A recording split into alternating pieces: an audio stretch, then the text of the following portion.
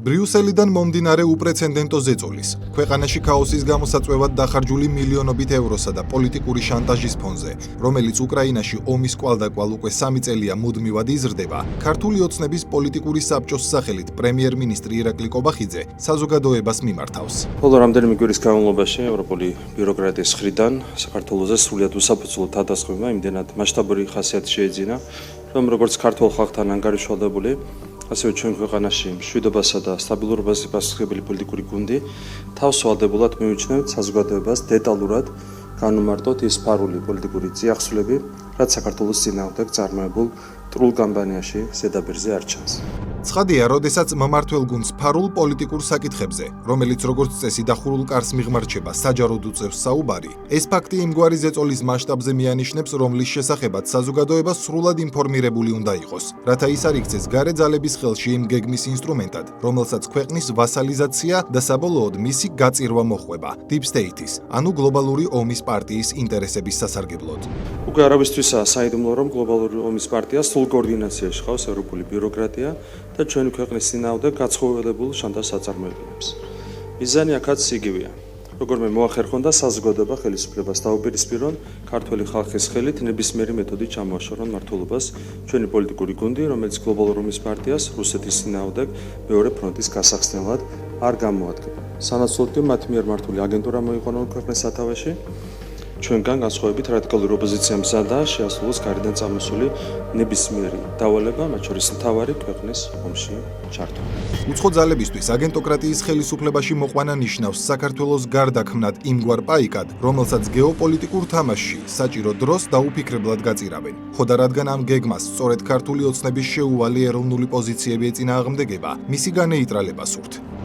ბოლო წლებია, რაც მთელი ევრობიუროკრატია ქართული ოცნების იმიჯისა და რეპუტაციის დაზიანებას, ხალხსა და ხელისუფლებას შორის კი არსებული მჭიდრო კავშირის გაწყვეტას ცდილობს, რისთვისაც დეზინფორმაციას და შანტაჟს იღენებს, ყალბ დილემებს წარმოშობს. თითქოს სასწორის ერთ მხარეს ევროპული სიკეთეებია, მეორე მხარეს კი რუსული გავლენები. არადა სინამდვილეში ქართველი ხალხი კარგად ხვდება, რომ საკითხი მორჩილებასა და სუვერენიტეტს შორისაა. საქართველო ეგზისტენციალური საფრთხის წინაშეა და როგორც ბიძინა ივანიშვილმა ჯერ კიდევ 2024 წელს აღნიშნა, შეცდომის უფლება არ გვაქვს. ეს მცდელობები გრძელდება დღესაც და გრძელდება დაჟინებით. აი ეს არის ძირითადი საფრთხე, რისთვისაც საზოგადოება უნდა იყოს მზად.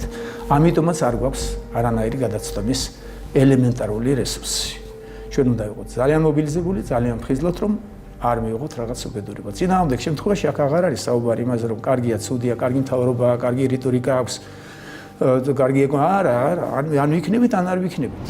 ამ მიზნამდე მისასვლელად ევრობიუროკრატია თვალთმაგწობს და საზოგადოების მანიპულირების მცდელობებს მიმართავს. ხალხს თავს წარუდგენენ საქართველოს უანგარო მეგობრებად, რომლებიც საქართველოსგან მხოლოდ დემოკრატიულ რეფორმებს ითხოვენ, სანაცვლოდ არაფერი სურთ. სინამდვილეში კი ყველაფერი პირიქითაა. სულ ერთია რეფორმები. თავარია მათ ნებას დახვედა შემდეგ ავტოკრატიასაც კი დემოკრატიად გამოაცხადებენ, როგორც ეს ხდებოდა 2012 წლამდე საქართველოში და როგორც ეს დღეს ხდება მოლდოვაში. გასული 20 დღეც კი საკმარისია იმ ზეწოლის, დეზინფორმაციისა და მუქარის დასანახად, რასაც ევროპელი პოლიტიკოსები მიმართავენ არამორჩილი ხელისუფლების წინააღმდეგ და საზოგადოების შეცდომაში შესაყვანად.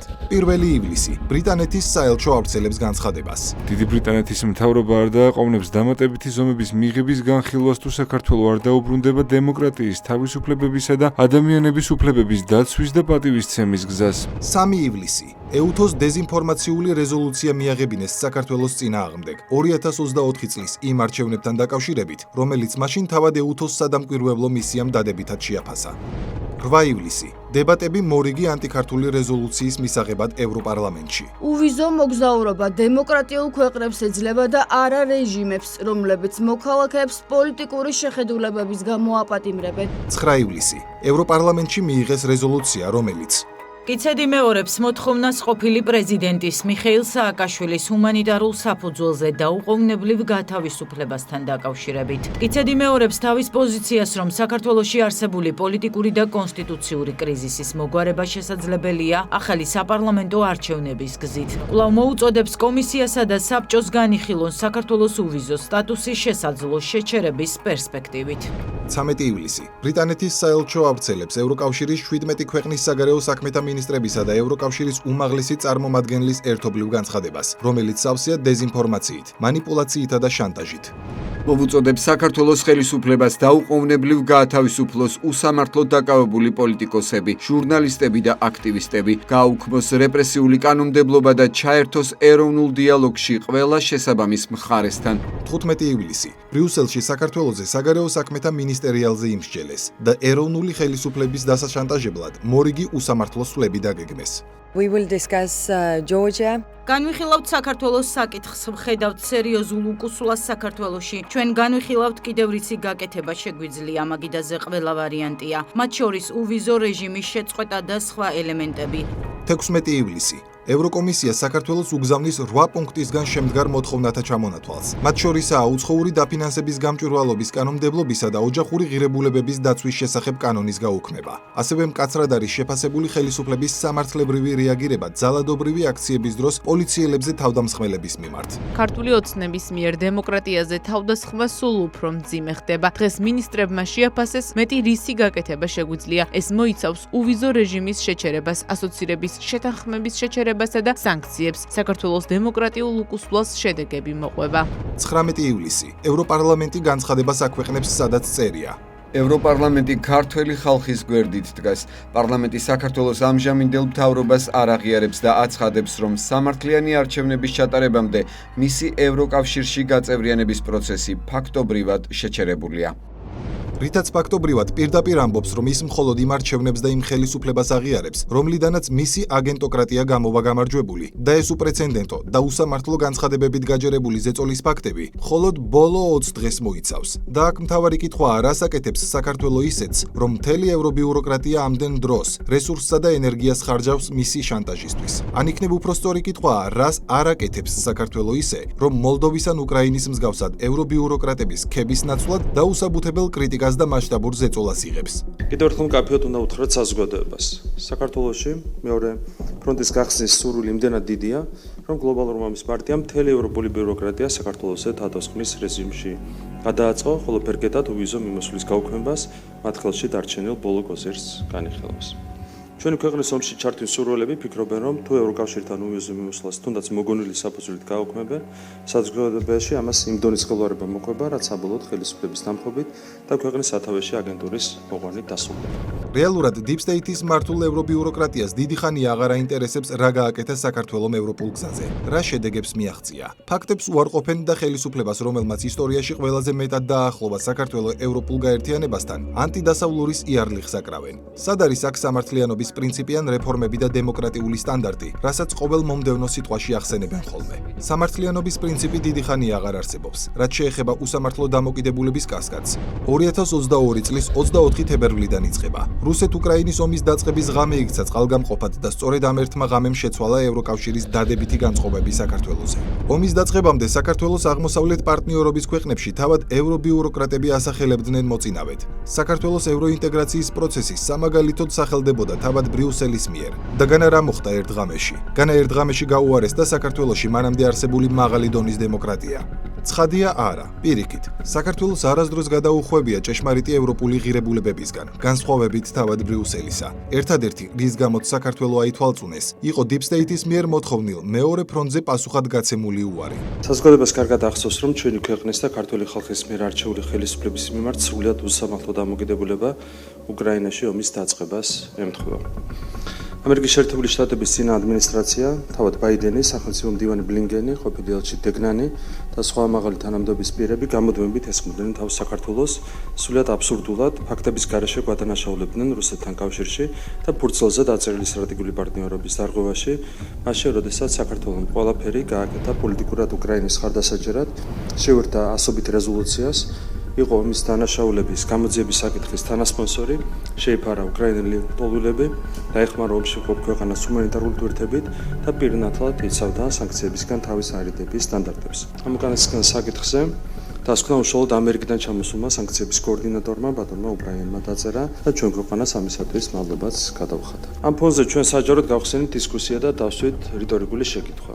მაშ რა არ გააკეთა საქართველოს ისეთი, რის გამოც გამოდებული შანტაჟის ქვეშ ვიყავით. პასუხი ჩვენმა პოლიტიკურმა გუნდმა და ქართულმა საზოგადოებამ მალევე თავად გასცა ამ შეკითხვას. ჩვენ არ ჩავერთეთ ომში, არ გავხსენით ქვეყანაში რუსეთის წინააღმდეგ მეორე ფრონტი. ომის დაწყებისთანავე საქართველოს უცხოელი პოლიტიკოსები და მათი ადგილობრივი მარიონეტები ჯერ სანქციების დაწესებას თხოვდნენ რუსეთისთვის, რომელიც ესკალაციის რისკებსაც ზრდიდა და საქართველოს ეკონომიკურად აზიანებდა. რა თქმა უნდა, საქართველოს უნდა შეუერთდეს ამ სანქციებს. საქართველოს პრემიერ-მინისტრი ატარებს ღიად რუსულ პროპაგანდას. მთელი მსოფლიო რუსეთის სისხლისმღვრელი ომის შესაჩერებლად ყოველდღიურად ამკაცებს სანქციებს. საქართველოს ხელისუფლება აქტიურად მონაწილეობს ამ სანქციების რუსეთისთვის არიდებაში. შემდეგ ქვეყნის გარედან მართულმა რადიკალებმა სამთავრობო ჩარტერული რეისით მოითხოვეს მოხალისე მეომრების უკრაინაში გაშვება, რაც საქართველოს ომში ჩართვას ნიშნავდა. როდესაც ხელისუფლებამ ეს მოთხოვნაც არ დააკმაყოფილა, მისი მშვიდობის პოლიტიკა რუსულად შერაცხეს და ტემპერატურის გასაზრდელად ზელენსკის საქართველოდან ელჩიც გააწვევინეს. მიზეზად სანქციების არ დაწესება და მოხალისეების გაგზავნაზე უარი დასახელდა. ვიძახებთ კონსულტაციებზე უკრაინის ელჩს საქართველოდან, რადგან მოხალისეები არ გამოუშვეს, ასევე სანქციებთან დაკავშირებით ამორალური პოზიციის გამო. საქართველოს ომში ჩართვის სპეცოპერაციაში უკრაინული კომპონენტის დამატება საზოგადოებაზე იყო გათვლილი. უნდოდათ წარმოეჩინათ, რომ ომსა და გასაჭირში მყოფი ქვეყანა თითქოს საქართველოს ხელისუფლებისგან მხარდაჭერას ვერ იღებდა. ხელოვნურ სენტიმენტებს კი საზოგადოება ხელისუფლების წინააღმდეგ უნდა განეწყო. პარალელურად ომში ჩართვისკენ მოგვიწოდებდნენ უკრაინელი მაღალჩინოსნებიც.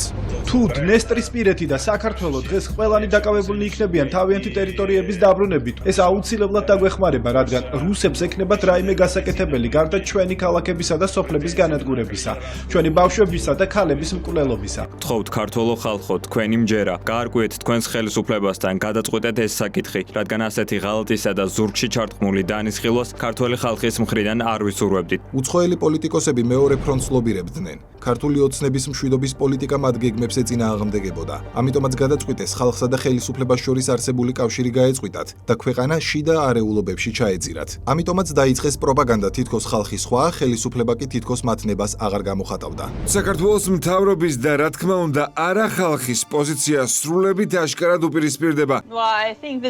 ქართველი ხალხი დგას უკრაინის მხარდასაჭერად, მაგრამ მთავრობისგან არანაირი პოლიტიკური მხარდაჭერის სიგნალი არ ყოფილა. შემდეგ კი მალევე ომში ჩართვის მოთხოვნამ პირდაპირ გაიჟღერა. 2022 წლის სექტემბერი, მაკკეინის ინსტიტუტის ხელმძღვანელი ეველინ ფარკასი. არის ასეთი აღქმაც, რომ რუსეთს მაინც აქვს საკმარისი რესურსი, რომ პრობლემები გაზარდოს საქართველოში. მე რა. არ ვიცი. მაინც ვერ გაიმარჯვებს. მე რაც მაშფოთებს, ეს არის მომენტი, რომელსაც საქართველოს და საქართველოს ხალხი უშვებს ხელიდან. რაღაც უნდა მისცე ამერიკის შეერთებულ შტატებსა და დასავლეთს, თუ კი გინდა ამ თანამეგობრობის წევრი იყო. და რადგან ეს რაღაც, ანუ უპირობო მორჩილება საქართველოს არავის გამოუცხადა და ქართულმა ოცნებამ მხოლოდ ქვეყნის ეროვნული ინტერესებით იხელმძღვანელა, ქვეყანაში დაიწყო ხელოვნური კრიზისების შექმნის მცდელობები, კოლოსალური თანხების მობილიზება რევოლუციური სცენარებისთვის, რაშიც მონაწილეობდნენ ამერიკული USAID და NEDI, ასევე ევროპული ფონდები, მაგალითად EID და როგორც რამდენიმე დღის წინ გახდა ცნობილი თვით ევროკომისიაც, რომელიც ზიზღისა და რადიკალიზმის კამპანიებში ჩართულ NGO-ებს უხდიდა მილიონობით ევროს. ანუ ერთი მხრივ გარეძალები არეულობისთვის ფულსა და რესურსებს იმარაგებდნენ საქართველოში, მეორე მხრივ კი თავად ცდილობდნენ უსამართლო გადაწყვეტილებებით დესტაბილიზაციისთვის ნიადაგი მოემზადებინათ. სწორედ ასე იქცა კანდიდატის სტატუსი შანტაჟის ინსტრუმენტად, როდესაც მოლდოვას და უკრაინას მიანიჭეს, საქართველოს კი დათქმები გამოუგზავნეს. ჩვენი არჩევანით უკრაინას და მოლდოვას მიეცეს კანდიდატის სტატუსი. ასევე საქართველოს მიეცემა კანდიდატის სტატუსი, როდესაც დააკმაყოფილებენ იმ პრიორიტეტებს, რომელიც განსაზღვრა ევროპულმა კომისიამ. ეს უსამართლო გადაწყვეტილებაც ქართული ოცნების ხელისუფლებაზე ზეწოლისთვის იყო მიმართული, რათა საზოგადოება გაბრაზებულიყო მმართველ ძალაზე, რომელიც ვითომდა საკუთარი მოქმედებებით ქვეყანას ევროპულ პერსპექტივას ართმევდა. ჩვენ უნდა გავაკეთოთ ყველაფერი იმისთვის, რომ ამ ქვეყანაში აღარ ყავდეს ისეთი მთავრობა.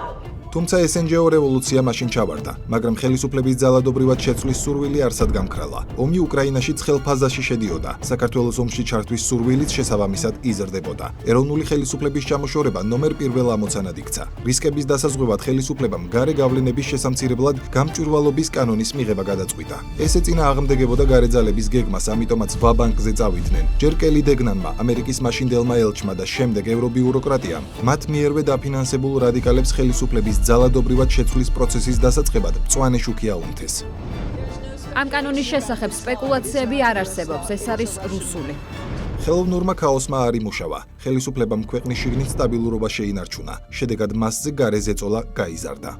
გლობალური ომის პარტიის მითითებების და მეორე ფრონტის გახსნის შეუსრულებლობა, რომ საქართველოს ხელისუფლებისთვის პრობლემებს მოიტანდა, ეს თავდაპირველად ბაიდენის ადმინისტრაციის რიტორიკაში პირდაპირ ისმინებოდა. ხოლო შემდეგ ქმედებაზეც გადავიდნენ. დაიწყეს დაუსაბუთებელი სანქციების დაწესება, დემონსტრაციულად დღემდე გაურკვეველი მიზეზებით გაუქმეს საქართველოსთან გაფორმებული სტრატეგიული პარტნიორობის შეთანხმება და ბოლოს ქართული ოცნების დამფუძნებელი და საპატიო თავმჯდომარე ბიძინა ივანიშვილი ასევე უსაფუძვლოდ ფაქტების გარეშე რუსეთთან კავშირში დაადანაშაულეს და სანქციები დაუწესეს. თავის მხრივ ამ შანტაჟს ეწოლას მარტივი მიზანი ჰქონდა. გლობალურ ომის პარტიას ბაიდენის ადმინისტრაციის ხელით უნდა დაერწმუნებინა ქართული ხალხი, რომ მთავრობა აცდა დასავლურ კურსს, ხოლო ამის შემდეგ ისევ ქართული ხალხის ხელით უნდა მოიყვანათ ქვეყანაში აგენტურული ხელისუფლება, რომელიც პირდაპირ გაგებით მეორე დღესვე ჩართავდა ქვეყანას ომში. ამგვარი ზეწოლის ფონზე მიუახლოვდა ქვეყანა 2024 წლის საპარლამენტო არჩევნებს და რაც უფრო ახლოვდებოდა კენჭისყრის დღე, მით უფრო აქტიურად ერეოდნენ Deep State-ის მარიონეტების საქართველოს შიდა საქმეებში და სწორედ მაშინ წამოჭრეს პირველად და ღიად ცრუ დილემა. თითქოს ქართული ოცნების არჩევა დასავლეთისგან დაშორებას ნიშნავდა, რადიკალური ოპოზიციის კი პირიქით. როდესაც დადგებით საარჩევნო ყუთთან, გაიხსენეთ, ვინ დაწია საქართველოს უკან რუსეთისკენ. ქართულ ხალხში მათ მიერვე შეთხზული ილუზიის გასამყარებლად, რომ თითქოს რადიკალური ოპოზიციის გამარჯვება უდრის დაჩქარებულ ევროინტეგრაციას, 2024 წლის 16 მაისს საქართველოში ანტისამთავრობო აქციას ევროკავშირის წევრი ქვეყნების საგარეო საქმეთა მინისტრები შეუერთდებიან. ქვეყნის გარედან აქტიურდება ზეწოლის ახალი მძლავრი ტალღა ხელისუფლებაზე. გარეძალები ღიად ვერ იტყოდნენ, რომ ქართულ ოცნებასთან უთანხმოების მთავარი მიზეზი ომში ჩართვაზე უარი იყო. ამიტომაც საბაბად გამჭვირვალობისა და ოჯახური ღირებულებების დაცვის შესახებ კანონები დაასახელეს. წარმოაჩენდნენ, რომ თითქოს ეს კანონები რუსულია, მისი მიმღები ხელისუფლება კი შესაბამისად ანტიდასავლური. 2024 წელი 23 მაისი. მაშინდელი სახელმწიფო მდივანი ენტონი ბლინკენი იტყვის: ჩვენ ძალიან შეშფოთებულები ვართ უცხოეთის აგენტების კანონით, რომელიც მიიღეს. ვფიქრობ, ის მოსკოვის სახელმძღვანელოდანაა სამწუხაროდ და აშკარად ეწინააღმდეგება ქართველი ხალხის უდიდესი უმრავლესობის სურვილს განაგრძოს სულა ევროკავშირისკენ. სამ დღეში იდენტური ხმა გაისმა ბრიუსელიდანაც. უცხოური გავლენის შესახებ კანონი ევროკავშირის ღირებულებებს არ შეესაბამება. თუ კანონი ამოქმედდება, ეს საქართველოს ევროკავშირის გზაზე გავლენას მოახდენს. 2024 წელი 24 ივნისი. ლუქსემბურგში ევროკავშირის საგარეო საქმეთა მინისტერიალზე ევრობიუროკრატების ღია მუქარა გაჟღერდება. საქართველოს კარი გახდეს ევროკავშირის წევრი ღია, მაგრამ ხელისუფლება აგრძელებს იმავე გზას. თუ ისინი გააგრძელებენ იმას, რასაც აკეთებენ, ეს კარი დაიკეტება. ქართველი ხალხი გადაიხდის შედეგებს, ფაქტობრივად ევროპული პერსპექტივა შემცირდება ან თუნდაც გაუქმდება. შანტაჟი ახალ ეტაპზე გადადის. კიდევ უფრო ღიადაც ხადი ხდება ევრობიუროკრატიის მოთხოვნა, რასაც 2024 წლის 25 ივნისს ევროკომისიის პრეს-სპიკერი პიტერ სტანო გააჟღერებს. ქმედებები, როგორიცაა ეგრეთ წოდებული გამჭვირვალობის კანონი, რომელიც რეალურად გამჭვირვალობას არ გულისხმობს. ეს ყველაფერი ეწინააღმდეგება ევროკავშირის ძირითად პრინციპებს. ამ მოცემულობაში შანსი არაა საქართველოს ევროინტეგრაცია. ქვეყნის გარედან დაწყებულ ორკესტრირებულ შეტევას ქვეყნის შიგნიდან უერთდებიან ელჩებიც. ჩვენი პირდაპირი მხარდაჭერა საქართველოს მთავრობის მიმართ თანდათან შემცირდება და ფოკუსირებული იქნება სამოქალაქო საზოგადოებასა და მედიაზე. საქართველოსთან ურთიერთობების გადახედვას ვაწარმოებთ. საპარლამენტო არჩევნების მოახლოებასთან ერთად, ევრობიუროკრატიის მოთხოვნები კიდევ უფრო მკაფიო ხდება. შიდა საქმეებში ჩარევა უფრო ხისტი. მაპატიეთ ქართველებო, მაგრამ უნდა ვთქვა ეს, ბიძინა ივანიშვილი და ევროკავშირში გაწევრიანება შეუთავსებელია. ამას მოჰყვა კვლავ დებატები და ანტიქართული რეზოლუციები, ჯერ ევროპარლამენტში. საქართველო კიდევ უფრო დაშორდა ევროკავშირს და გაზარდა რუსეთის პირდაპირი გავლენა ქვეყნის არჩევნებზე. შემდეგ ევროკომისიაში. საქართველო უფრო დამდგუნველ სურათს წარმოადგენს. მმართველი პარტიის ბოლოდროინდელი ქმედებები, განცხადებები და საარჩევნო დაპირებები ქვეყანას ევროპული გზიდან აშორებს და ავტორიტარიზმისკენ გადასვლაზე მიუთითებს. სწორედ ამიტომ ევროკავშირში გაწევრიანების პროცესი დე-ფაქტო შეჩერებულია. არჩევნებმა ჩაიარა. ქართულმა ოცნებამ დამაჯერებლად გაიმარჯვა, თუმცა მალევე, როდესაც ხელისუფლება იტყვის, რომ ევროინტეგრაციის პროცესით შანტაჟი დაუშვებელია, უცხოური ფულით დაფინანსებული ძალადობის ახალი ტალღა აგორდება, რომელსაც მხარს უჭერენ როგორც ელჩები, ასევე ევრობიუროკრატები. თუმცა ხელისუფლებამ ეს კრიზისიც გაიარა და ახლა, როდესაც ქვეყანა თვითმმართველობის არჩევნებისთვის ემზადება, გარე ზეწოლა და შანტაჟი კვლავ პიკს აღწევს. მხოლოდ ბოლო რამდენიმე კვირის განმავლობაში ევროპარლამენტმა მიიღო მე-7 რეზოლუცია ჩვენი ქვეყნისა და ხალხის წინააღმდეგ და რადიკალური ოპოზიციის მხარდასაჭერად. საგარეო საქმეთა მინისტრებმა გამოაქვეყნეს ერთობლივი წერილი, რომელშიც უვიზო მიმოსვლის შეჩერებით გვემუქრებიან. ბრიუსელში სამჯერ გაიმართა მშელობა საქართველოს საკითხზე, სადაც სანქციების დაწესებას და თავისუფალი სავაჭრო ურთიერთობების გაუქმებას განიხილავდნენ. ბოლოს კი ევროკომისიამ გამოაგზავნა წერილი და მთავრობას უყენებს პირობებს, მათ შორის სითხოვს გამჭვირვალობისა და ოჯახური ღირებულებების დაცვის კანონების გაუქმებას, წინააღმდეგ შემთხვევაში კი უვიზო მიმოსვლის გაუქმებით იმუქრება. ლოგიკურად ჩდება კითხვა, რა საერთო შეიძლება კონდეს გამჭვირვალობის ან ოჯახური ღირებულებების დაცვის კანონს ვიზა ლიბერალიზაციასთან. ცხადია, ამ ორ საკითხს ერთმანეთთან არავითარი კავშირი არ აქვს, მაგრამ გლობალური ომის პარტიის მიერ კოორდინირებული ევრობიუროკრატია ცდილობს რაიმე სახის საფუძველი მოუძებნოს მისი ხელით წარმოებულ შანტაჟს და ზეწოლას. თუმცა მცდელობების მიუხედავად ვინმე სჯერა, რომ ეს აურაცხელი ანტიქართული რეზოლუციები, მოწოდებები, კომენტარები ევრობიუროკრატების კეთილმა სურვილმა განაპირობა, რომლის მიზანიც როგორც თავად ხსნიან, ვითომ და საქართველოში დემოკრატიული პროცესების სტიმულირება და ქვეყნის პროგრესია. ცხადია არა, პროგრესის თვალსაზრისით საქართველოს ეკონომიკური ზრდა ევროპის ქვეყნების და თვით ევროკავშირის მაჩვენებელსაც ჯობია. გლობალური ვაჭრობის კუთხით ქვეყანა შუა დერეფნის ერთ-ერთ საკვანძო მოთამაშეს წარმოადგენს. გამოხატვის თავისუფლება დაცულია. ქვეყანაში შემოდის ინვესტიციები, მათ შორის ერთ-ერთი უპრეცედენტოა და 6 მილიარდ დოლარს შეადგენს. ხორციელდება და იგეგმება მეგაპროექტები და ეს ყოველივე სწორედ მშვიდობამ მოიტანა და არა ომმა, საითაც ასე დაჟინებით გვეკაჩებიან. წესით ხომ სწორედ ამგვარი პროგრესული ქვეყანა უნდა სურდეთ ევროგაერთიანებაში ახალ წევრად, მაგრამ როგორც ჩანს, მათი მიზანი საქართველოსთან პარტნიორობა დიდი ხანია აღარაა. ბაიდენის ადმინისტრაციის როლი ბრიუსელმა შეითავსა, რადგან ტრამპის გამარჯვების შემდეგ გლობალური ომის პარტიის, იგივე Deep State-ის სიმძიმის ცენტრმა სწორედ ევროკავშირში გადაინაცვლა. შედეგად ვხედავთ ევროპიდან კიდევ უფრო გაძლიერებულ ომის რიტორიკას. ძალიან მაშფოთებს სწრაფი ზავის მიღწევის იდეა, რადგან ეს პუტინსა და რუსეთს უფრო ხელსაყრელ პირობებს შეუქმნის. რუსეთთან მოლაპარაკებების ნებისმიერი ნაჩქარევი მცდელობა უკრაინისთვის ცუდად დასრულდება და შესაბამისად გაძლიერებულ ზეწოლას საქართველოსაც. რაც შეეხება ომის საფრთხეს, არავითარი ღრმა ანალიზი არ შეიძლება იმის დანახვას, რომ ეს საფრთხე არსად წასულა. გლობალური ომის პარტია ყველაფერს აკეთებს, რომ უკრაინის საკითხი თავიდან ბოლომდე ევროპის კისერზე ჩამოკიდოს, რითაც ეს ხდება ორი კურდღელი დაიჭიროს. ერთდროულად დაანგრიოს ევროპაც და რუსეთიც. ამ გეგმაში კი საქართველოში მეორე ფრონტის გახსნის აუცილებლობა ზუსტად ისეთივე აქტუალურია, როგორც ეს ომის დაწყების მომენტში იყო. ამ მომძიმეს პირობებში გმართებს უკიდურესი სიფრთხილე, რათა საზოგადოება არ დახვდეს ევროპული ბიუროკრატიის მხრიდან წამოსულ შანტაჟს და პროვოკაციებს და არ გადადგას ისეთი ნაბიჯი, რომელიც ჩვენ ქვეყანას უპირობო განადგურებას უქადის. და სწორედ ევრობიუროკრატიის შანტაჟი ვიზა ლიბერალიზაციის გაუქმებასთან დაკავშირებით ერთი მხრივ შიდა არეულობის მოწყობის მორიგ მცდელობას გავს, მეორე მხრივ კი შეტევას როგორც ქვეყნის სუვერენიტეტზე, ისე მის ფუნდამენტურ ფასეულობებზე.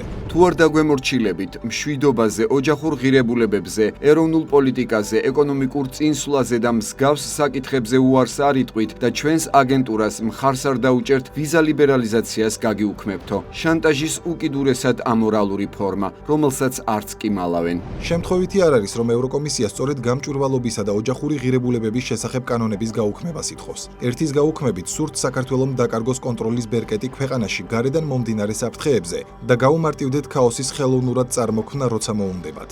ოჯახური ღირებულებების დაცვის კანონის გაუქმებით კი სურს ქვეყანას მომავალით წაართვან. ფერადი პროპაგანდა უკონტროლო გახადონ. ერთნაირ სქესიანთა ქორწინება ნორმად გამოაცხადონ. ორი სქესის ცნება ასობით გენდერის ცნებით ჩაანაცვლონ. საბოლოო მიზანი კი ტრადიციული ღირებულებებისგან დაცლილი და ქრისტიანული ათასწლოვანი კულტურისგან სტერილიზებული ახალი საზოგადოების შექმნაა, რადგან ასეთი მასის მართვა გაცილებით მარტივია. ასე რომ საფრთხეები, რომლის წინაშეც ომის რკალში მოქცეულები ვდგავართ, ეგზისტენციალურია.